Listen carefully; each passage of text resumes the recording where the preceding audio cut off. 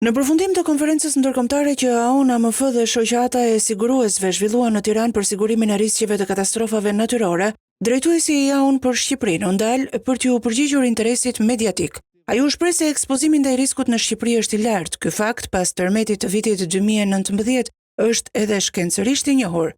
Tregu i sigurimeve po punon shumë mirë, bashkëpunon me partnerë të fuqishëm ndërkombëtar të risigurimeve. Tregu këtu është treg shumë profesional. Të gjithë njerëzit me të cilët punojmë janë shumë profesionistë, ata e njohin mirë punën e tyre. Në tregun shqiptar AON është partner për marrëveshjet e risigurimit me Sigal.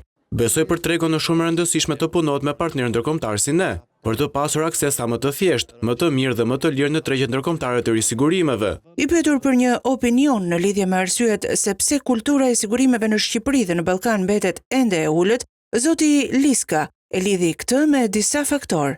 Shumë faktor, historia është e qartë, situata ekonomike po ashtu, edhe nëse çmimi i sigurimeve është i lirë, është më i liri në rajon, njerëzve mund të duket një çmim i lartë. Nga ana tjetër, kosti i dëmeve të pronave të pasiguruara është shumë fishi i tyre.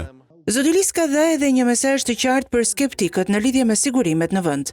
Unë mendoj që kompanitë e sigurimeve në Shqipëri janë efektive dhe ato paguajnë humbjet. Eksperienca ime këtu është që kur ne flasim për humbje të mëdha, gjithmonë kompanitë e sigurimeve përmbushin detyrat e tyre, paguajnë shpejt, përpiqen të gjejnë zgjidhje, përpiqen të ndihmojnë. Njerëzit nuk duhet të jenë skeptik.